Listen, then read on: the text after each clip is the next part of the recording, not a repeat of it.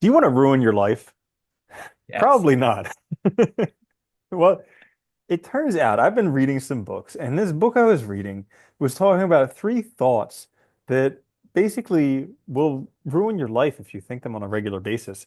So I figured, hey, let's discuss these thoughts, see what we could come up with. And that's what we're going to do in this episode of the Existential Stoic podcast with me, Randy, and that Danny. What's up, Danny? Yeah. Smooth. Yeah, I know, right? Yeah, so this is interesting because I've been reading this book. It's by Albert Ellis, PhD, called How to Make Yourself Happy and Remarkably Less Disturbable.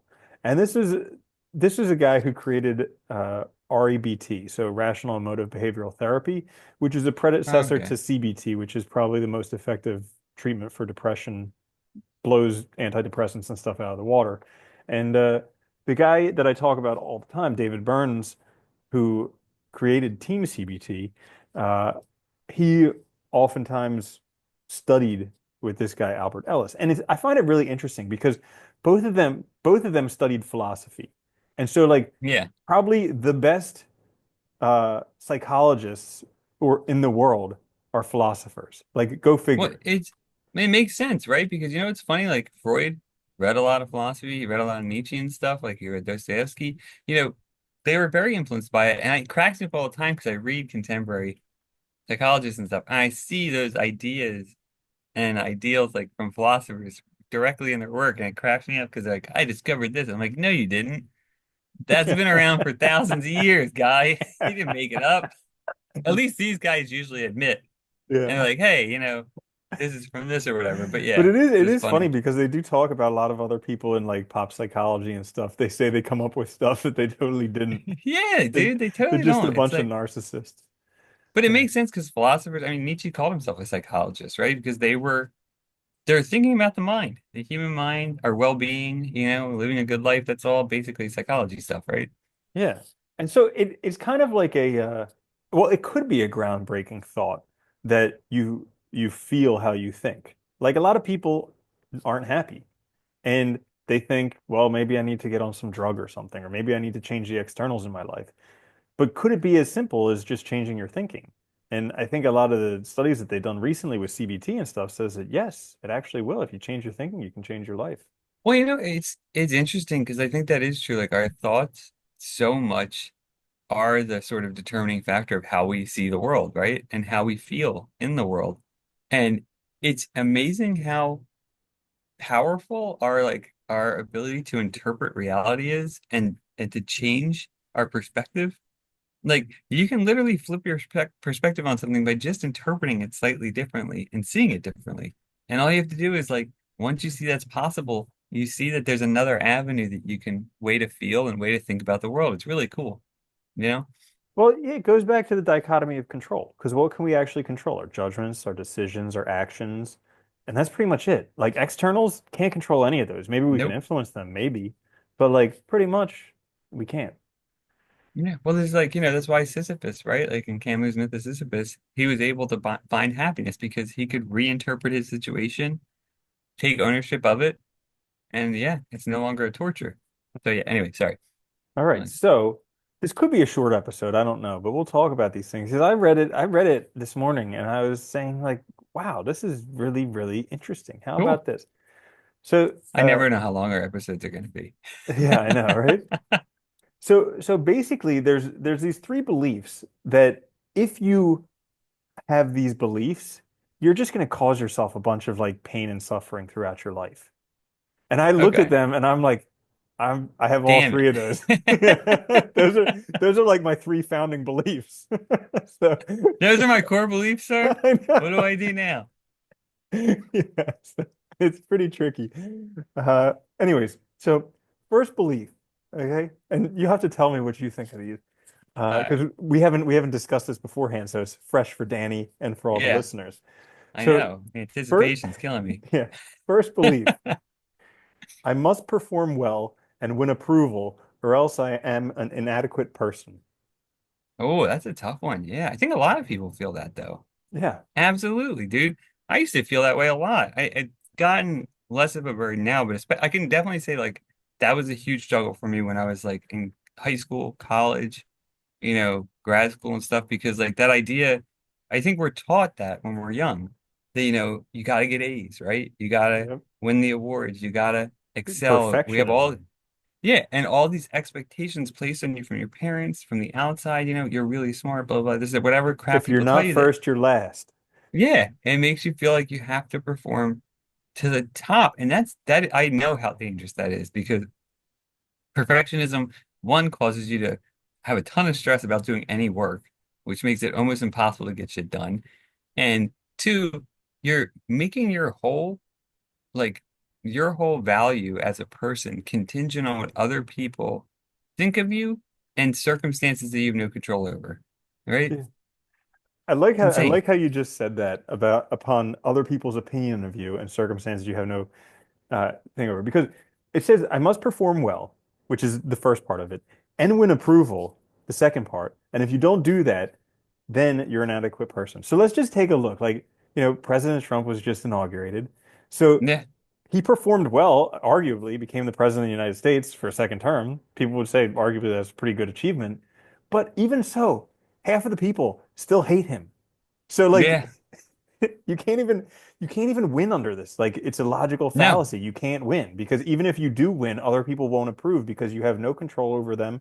And some people like you and some people hate you no matter what. Plus, And you so have no because of that, you're an inadequate person. You're never going to feel happy. and you have no control over when their opinion is going to change or for the reasons that it changes. But what you do, the first part of it, performing well, I think there's nothing wrong with that. I think that can be a great value to live by, right? That like, what I do, I'm going to do is best to the best of my abilities, right? Mhm. So it might be that, depending on your level, like, if you're new at something, it might be doing it poorly, but you're trying, right? And learning or whatever. But you're not then adding to it this conditional statement about other people's view of you, which is really the problem there, because I think that makes it impossible to realize. It's just Mhm. impossible. And even performing well can be kind of a trap because how Yeah. well? Like Yeah, what does that look like? I mean, David Burns gives this analogy all the time, where it's like, how well is performing well? Be specific. And it's like, okay, you got to do like 80%, and then you're performing well. And it's like, okay, so 79% you're not performing well, you're an inadequate person, and all of a sudden, magically at 80%, you're you're a Yeah. good person. Like, what's the deal? Yeah. That is true, right? Like putting that on, but it doesn't give you room either for bad days and stuff because you feel like this pressure to always perform. And I Hmm. think that is dangerous. That feeling that you have to perform for others or for yourself to be validated is really dangerous because Yeah, it just puts you in a situation where it's impossible, right? yeah, It's funny, I remember reading it might have been Moby, but might have been actually Moby was on this podcast. But anyway, the singer, yeah. right? But he was talking about how like at the height of his career, he was super depressed. He was like, he said, Hmm. it was during one of the MTV Awards. He's like, I had this amazing room, like in this suite, Yep. beautiful room, had just gotten done with a party with people and all. And he's like, and I was walking around this room drinking and like just thinking like I want to throw myself out the window. Hmm. And it's interesting because like I think that's the same kind of trap, right? That even at the height of your career, there's going to be people that hate you. There's going to be people starting to do better than you because like maybe their careers are taking off, whatever. There's no way to always be in that position where you're the top kind of thing. Yeah, there's a great actual story, not a story, but like Mark Manson wrote about that in The Subtle Art of Not Giving a Fuck, where he compared the dude who created Megadeth and Pete Best from the Beatles, who was kicked out originally. So like they were Yeah, both kicked out from the bands. The dude who created Megadeth was kicked out of Metallica right when they got signed, and then Pete Best got kicked out of the Beatles sometime before they became famous. yeah, And so, but like you can see how the same thing happened to both of them, but they responded completely differently. So the dude who got kicked out of Metallica, went on to create Megadeth, which is arguably the number two heavy metal band ever, yeah. and has Yeah. done insanely successful, but he's still miserable because he never did as well as Metallica. He's always comparing himself, right? And Yep. trying to be better than, yeah. Yeah. Whereas Pete Best went on and he lived his life. He got a family, Didn't he live like a children, normal whatever. life? Yeah, exactly. Yeah, He had a yeah, normal yeah. life, but he looks back at it. He's like, yeah, the Beatles would have been nice, but I never would have been able to have this life that I love now had I have done that. That is the hardest part of it too, is I think when we focus on accomplishments and stuff like that and achievements, it's easy to lose sight of what we actually want. you know? Because like, dude, everybody when they're young probably dreams of being famous, right? Because it looks nice. Like, oh, all these people want attention. You know, I'll get all this attention. I'll have all this money. Everybody will know me. But like, is that really what you want? Is Mhm. that really the life you want to live? Because it comes with a lot of baggage And that's after going to be, fame comes oblivion. yeah, Yeah. exactly, I mean, right? can you imagine like being famous for a year when you're like look at any of these child stars. They're like Yeah. famous for a year and then the rest of their life they're just living in oblivion. Oh, Like dude, so many of them have problems too. yeah. You know, I mean, like it's like because like they and then because of the money, sometimes they have problems with their parents taking stuff, and like it's just you see Mhm. depression and all kinds of issues afterwards, and it makes sense because it's like you weren't old enough to make the decision for yourself that that's what you Yeah. wanted to do, and you didn't think it through. Yeah, All right. So we got a good discussion off the first one. I'm yeah, that's a excited. good one. Yeah. On to number two. This is another one that's like again my core belief. I'm sure. Yeah. So number two. Other people must treat me kindly and fairly, or else they are utterly rotten. Dude, I mean, this is like the story of my life where someone doesn't treat me like right once, Yeah. and then I just like they're done for life. Like Terrible that's person it. forever. Yeah. Yeah, this is hard because it is.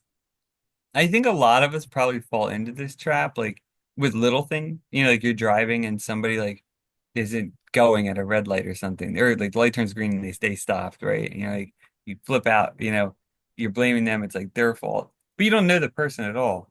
So I Yeah. think that is an interesting one because it's hard to, you know, and I guess the mistreatment's hard too. But yeah, that everybody has to treat you and respect you a certain way. It's like, why do you demand that? Hmm. What right do you have to demand that? You Yeah, know? true. Yeah, I always think that, I'm the king and everybody has to do everything my way, but it's not true. My way or the Yeah. highway. I mean, Exactly. I think we should respect others and like treat them decently, right? Like we shouldn't be, we should all be able to, we should all be able to accept that from other people. I think that like Hmm. the interactions are going to be fair and all. We don't have to agree though. We don't have to, you know, there's a lot of things we don't have to do. Well, remember when we talked about this a few times before, where like whenever we have a flaw or something, it's always like situational, but when it's somebody else, Yeah. it's their character. So like Yeah. somebody could have been having a bad day or they just weren't paying attention or Yeah. whatever, and they just acted really nasty. But all of a sudden, that's their character, and they're like this dastardly whatever. And yeah. This evil person that's out to Mhm. get you on this thing. It is, yeah. It's kind of funny how we put, I don't know how I could say, how can I phrase that? We It'll put come back people to in me. boxes. It's just easier to We do. classify them. We do. We classify people, we put people in boxes.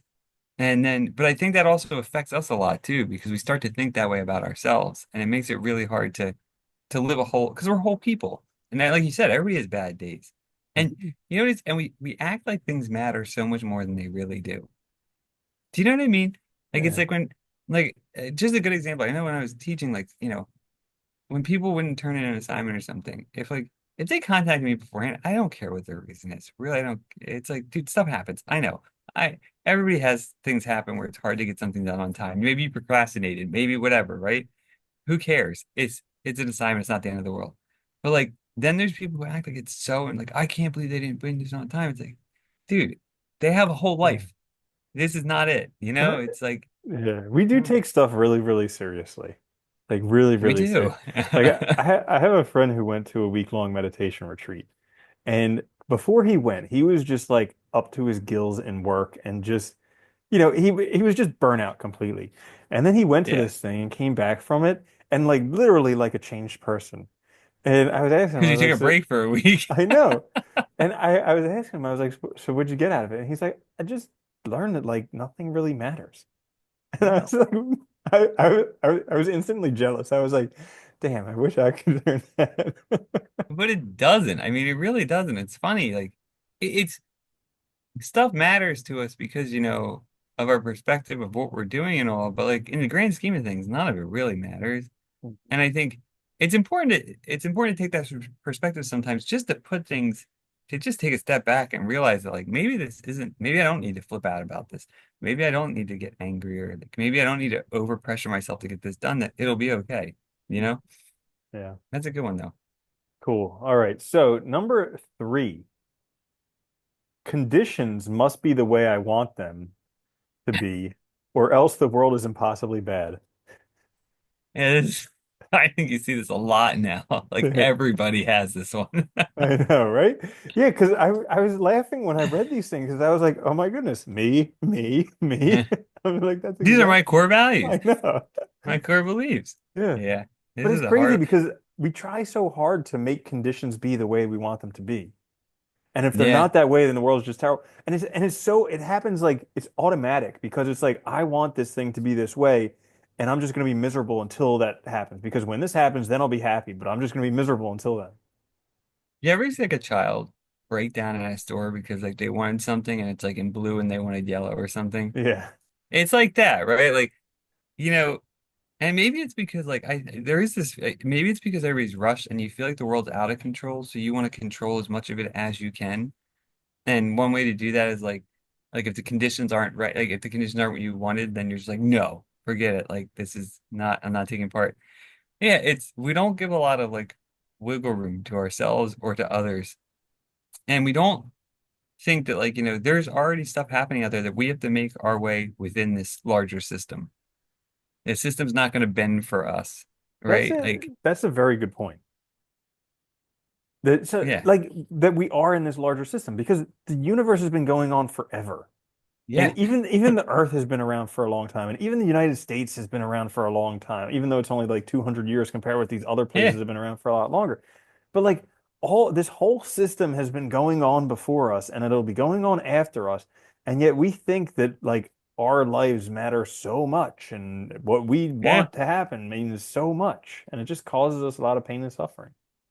it is. It is funny. Well, it's like, it's like when you see people like, lose it because they're like, I can't believe it like rained on like my graduation party or something. It's like, well, rain happens. It's not like within our control. Like it doesn't mean that something's ruined. But Yeah, it's funny because it's that kind of idea, right? That the second things aren't perfect, they're awful. And I yeah, think that kind of ties into that perfectionist thinking too, which is really bad. definitely. Yeah. I know, Yeah. like perfectionism is dangerous because like I think I was I can't remember if it was today or yesterday, but I was actually thinking about this, like this concept of perfectionism, because like things have gotten to a point where stuff is like incredible. Like computers, you look at them and you're like, whoa. Yeah. Or like a watch, you look at that and you're like, whoa. But like things weren't always that good. Like shoddy No. craftsmanship was pretty normal probably until like 50 years ago or even less. I don't know. But Well, really, I mean, even like, before, I mean, it still exists, I guess, but like, yeah, especially before like the Industrial Revolution, like before manufacturing, stuff was like everything was different, dude. Like, yeah. You would make you stuff never know. yourself. So like you would have this Yeah. wobbly old table that like you would Yeah. make and that was just the norm. So like I don't think that the concept of perfectionism really existed, or maybe it wasn't as prevalent because nowadays when you see stuff, it all looks perfect. And Yeah. so you're like, I could never do something like that. That's incredible. That's a good point too. It's also like this, it's like that is also a way to trick ourselves into thinking that we are unable or incapable of doing things. Because we're looking at a finished product. So it looks so hard to imagine how you get from zero to there, right? From Mhm. nothing to that point. When in reality, it's doable. Somebody else did it, right? Like it's totally possible. I used to think that way about programming all the time. And like now I realize like it's not that at all. Anybody can do it. Like literally anybody could. It Uh-huh. just takes time. Like everything else, it just takes learning and time. And that's it. You know what's so You funny? know?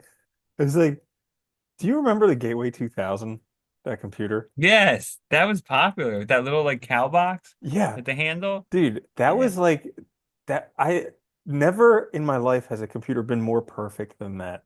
Like, I don't know why, but just like when it was coming out, the marketing that they did, the age that I was, how They important did it. computers were, it was just like that was like the holy grail of computers. And never in my life has another computer even come close to my Their perception marketing of was what that brilliant was. too. Yeah, because when you walked into the stores, because their boxes were unique, you could see them from like all the way across the store, remember? And like Yeah, you knew exactly what they were. They were the only ones that had that box, that shape. Yeah. yeah, Imagine if you had one now that would probably have what like a like 10 megabyte RAM I and like know, right? Well, I look at pictures of it because like there was just like I don't know. I guess in your childhood you look back to these things and they were just incredible. And so like I look at pictures online and I'm like that is a terrible looking computer. Like, but it was yeah. something. Yeah. you know? Yeah, but it was one of the old ones too. The screen probably was terrible if you went back now. Like, Oh my we take goodness. for granted how things have like progressed in that area. I don't think we could deal Text? with computers now, like those computers nowadays. No, Takes dude. Oh my 5 minutes to God. boot up. Like a Everything web took page forever. loads like this.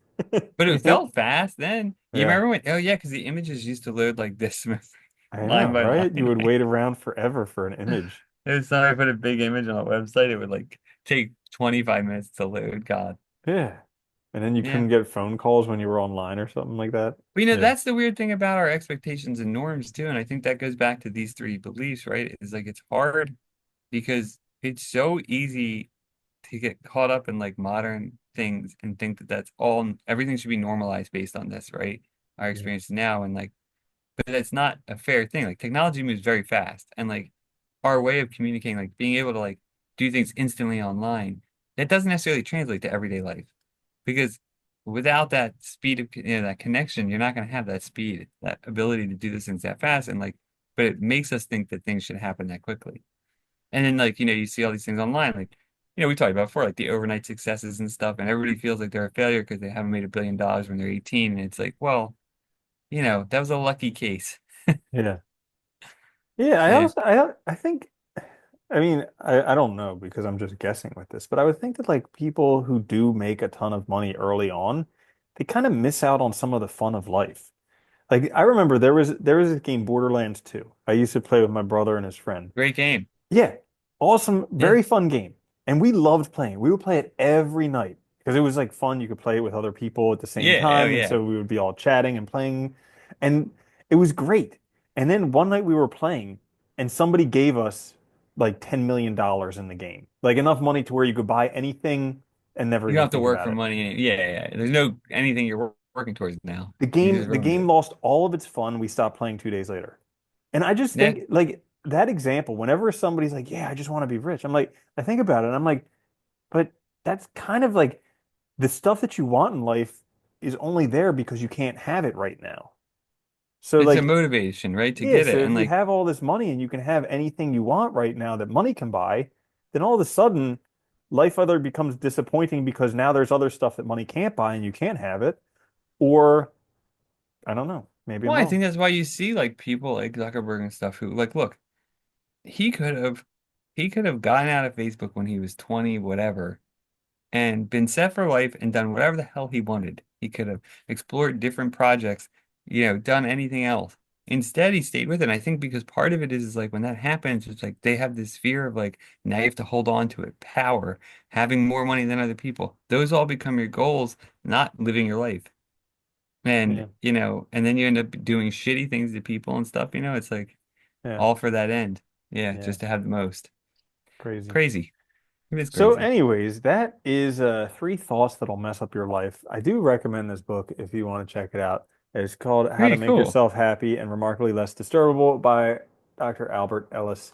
And yeah, I have a blast reading through it. It's a short book. It's only like 150, 160 pages, something like that. Oh, good. So But he doesn't pad it with a bunch of stuff. oh no, no. It's like it's right to the point, but it's something where every time I pick it up, I'm just like, wow, that's a really great way to Well, think. that's like all the self-help books where it's like you get the whole book's on the title Yeah. and it's like 400 pages. You're like, dude, this is Uh-huh. They just unnecessary. You're tell a just whole bunch repeating of yourself. stories about the same thing. Yeah, Yeah. It's like, I oh know. my God.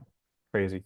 So that's all for this episode. If you did enjoy this, we are taking idea requests for episodes. So you can either Helpful. comment down in the YouTube comments or you can email us in the show notes and let us know what you'd like to hear about because this is a two-way street. We make the episodes, you can request whatever you want, and if it's Yeah. We're happy to do appropriate, them. we'll do the episode. So, Yeah. anyways, until next time, this is the Existential Stoic Podcast. I'm Randy. That's Danny. We'll see you later, Danny. Later, Randy.